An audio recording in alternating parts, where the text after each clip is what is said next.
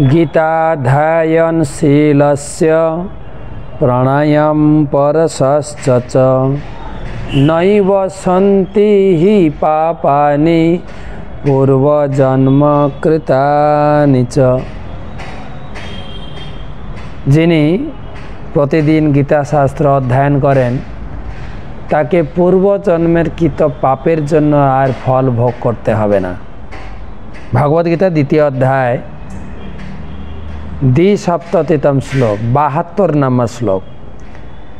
एषा ब्राह्मी स्थिते पार्थ नैनां प्राप्य विमोहति स्थिता सामन्तकालेऽपि ब्रह्म निर्वाणमृच्छति।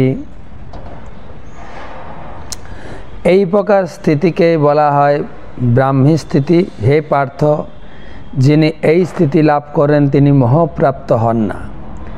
জীবনের অন্তিম সময়ে এই স্থিতি লাভ পূর্বক এই জড়জগতের বন্ধন থেকে মুক্ত হয়ে ভগবদ্ধামে প্রবেশ করেন।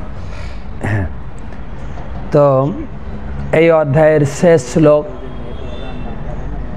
যে প্রকৃতপক্ষে জীবনে কি করে শান্তি আনন্দ লাভ করা যায় এবং পরের জীবনে কি করে ভগবদ্ধামে ফিরে যাওয়া যায় তারই সারসংক্ষেপ বললেন।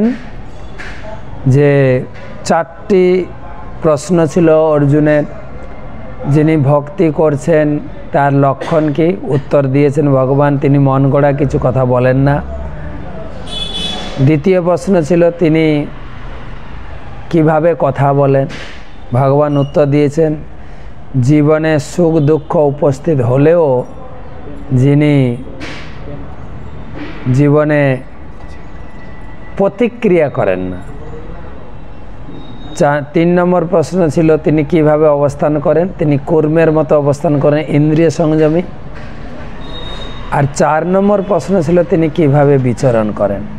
তার উত্তর দিলেন ইন্দ্রিয় সংযমী হয়ে কোনো প্রকারের প্রতি আসক্ত না হয়ে নিরহংকার নির্মম বোধ হয়ে তিনি জগতে বিচরণ করেন। আর এটাই বলছেন এইভাবে এই জগতে সুখ লাভ করে সে পরবর্তী জীবনে ভগবত ধামে ফিরে যাবে।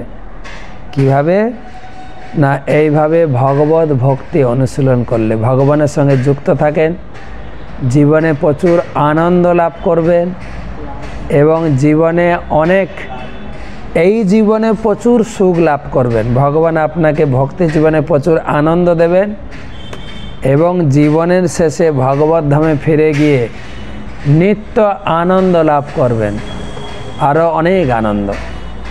তাই দ্বিতীয় অধ্যায়ে ভগবদ্গীতার জ্ঞানের পুরো গীতার সার সংক্ষেপ দেওয়া হলো।